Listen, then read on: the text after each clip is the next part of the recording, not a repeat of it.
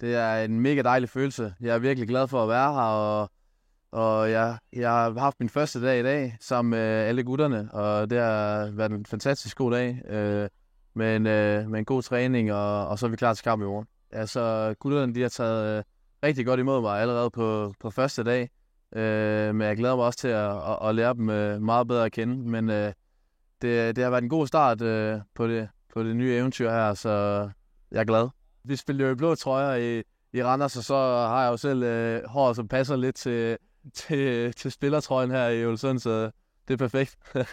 Jeg er en hurtig spiller. Jeg er meget aggressiv, og så kan jeg godt lide at vinde kampe.